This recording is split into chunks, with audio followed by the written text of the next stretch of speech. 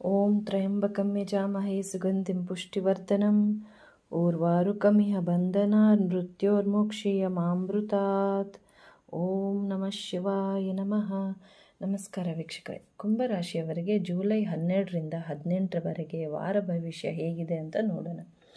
ವೃತ್ತಿಯಲ್ಲಿ ಹೇಳಬೇಕಾದ್ರೆ ವಾರದ ಮಧ್ಯ ಸಾರ್ವಜನಿಕ ಅಂದರೆ ಪಬ್ಲಿಕ್ ಸ್ಪೀಚ್, ನಿಮ್ಮ ಸ್ಪೀಚ್ ತುಂಬಾ ಅದ್ಭುತವಾಗಿರುತ್ತೆ ಎಲ್ಲರ ಮುಂದೆ.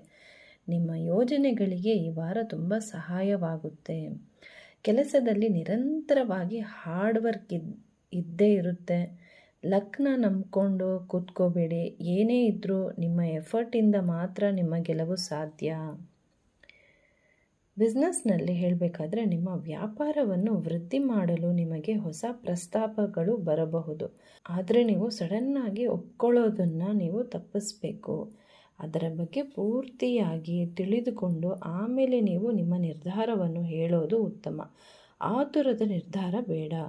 ಆಫೀಸ್ನಲ್ಲಿ ಈ ವಾರ ಪಾಲಿಟಿಕ್ಸ್ ನಡೆಯುವ ಸಾಧ್ಯತೆ ಇರುತ್ತೆ. ಆದಷ್ಟು ನೀವು ನಿಮ್ಮ ಪಾಡಿಗೆ ಡಿಸಿಪ್ಲಿನಿಂದ ಕೆಲಸವನ್ನು ನಿಭಾಯಿಸಿದರೆ ಉತ್ತಮ. ರಾಜಕೀಯ ನಡೀಲಿ ಅಥವಾ ಕಾಂಪಿಟೇಟರ್ಸ್ ಇರಲಿ, ಯಾವುದೇ ಅಡೆತಡೆಗಳಿಂದ ನೀವು ಆಚೆ ಬರಬಹುದು. ನಿಮ್ಮ ಹಾರ್ಡ್ ವರ್ಕ್ ಮತ್ತು ಡಿಸಿಪ್ಲಿನಿಂದ ಮಾತ್ರ ಸಾಧ್ಯ. ನಿಮ್ಮ ಗಮನ ಫುಲ್ ಫೋಕಸ್ ಕೆಲಸದ ಮೇಲೆ ಇರಲಿ. ಹಣಕಾಸಿನ ವಿಚಾರದಲ್ಲಿ ಹೇಳಬೇಕಾದ್ರೆ ಧನಸ್ಥಾನದಲ್ಲಿರುವ ಶನಿ ಉಳಿತಾಯದ ಕಡೆ ಗಮನ ಹರಿಸೋಕೆ ಎಂಕರೇಜ್ ಮಾಡ್ತಾನೆ. ಆದರೆ ಲಕ್ಸುರಿ ವಸ್ತುಗಳಿಗೆ ಖರ್ಚು ಮಾಡೋದು ನೀವು ತಪ್ಪಿಸಬೇಕು. ಮತ್ತು ಯಾವುದೇ ರಿಸ್ಕ್ ಸ್ಕೀಮ್ಗಳಲ್ಲಿ ಇನ್ವೆಸ್ಟ್ಮೆಂಟ್ ಅವಾಯ್ಡ್ ಮಾಡಿ. ಕುಟುಂಬದ ವಿಚಾರ ಹೇಳಬೇಕಾದ್ರೆ ಮನೆಯವರ ಜೊತೆ ಮಾತನಾಡುವಾಗ ಸ್ವಲ್ಪ ಎಚ್ಚರದಿಂದ ನಿಭಾಯಿಸೋದು ಉತ್ತಮ. ಈ ವಾರ ನೀವು ಫ್ಯಾಮಿಲಿ ಜೊತೆ ಫಂಕ್ಷನ್ಸ್ಗೆ ಅಟೆಂಡ್ ಮಾಡ್ತೀರಾ. ಅಲ್ಲಿ ಒಳ್ಳೆ ಟೈಮ್ ಸ್ಪೆಂಡ್ ಮಾಡ್ತೀರಾ ಫ್ಯಾಮಿಲಿ ಜೊತೆ. ಅದರಿಂದ ನಿಮಗೆ ತುಂಬಾ ಸಂತೋಷ ಸಿಗುತ್ತೆ. ಮನಸ್ಸಿಗೆ ಒಂಥರ ಖುಷಿ ಸಿಗುತ್ತೆ. ಒಂಥರ ಆರಾಮಾಗಿರ್ತೀರ. ಒಡ ಹುಟ್ಟಿದವರ ಜೊತೆ ಏನೇ ಹೇಳಬೇಕಿದ್ರೇನೋ ಸ್ವಲ್ಪ ಯೋಚನೆ ಮಾಡಿ ಏನೇ ಇದ್ರೂ ಹೇಳಬೇಕು ನೀವು. ವಾರದ ಅಂತ್ಯದಲ್ಲಿ ನಿಮ್ಮ ಸಂಗಾತಿ ಮತ್ತು ಮಕ್ಕಳಿಂದ ನಿಮಗೆ ಎಮೋಷ್ನಲ್ ಸಪೋರ್ಟ್ ಸಿಗುತ್ತೆ.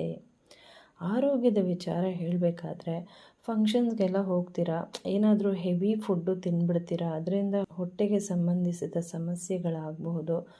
ಆದಷ್ಟು ನೀವು ಲೈಟ್ ಆಹಾರವನ್ನು ಸೇವನೆ ಮಾಡಬೇಕು. ಸಾಕಷ್ಟು ನೀರನ್ನು ನೀವು ಕುಡಿಬೇಕು. ಮತ್ತು ಕೆಲಸದ ಒತ್ತಡ ಇದ್ದೇ ಇರುತ್ತೆ. ವಿಶ್ರಾಂತಿ ತಗೊಳ್ಳೋದನ್ನು ನೀವು ಮರಿಬಾರ್ದು.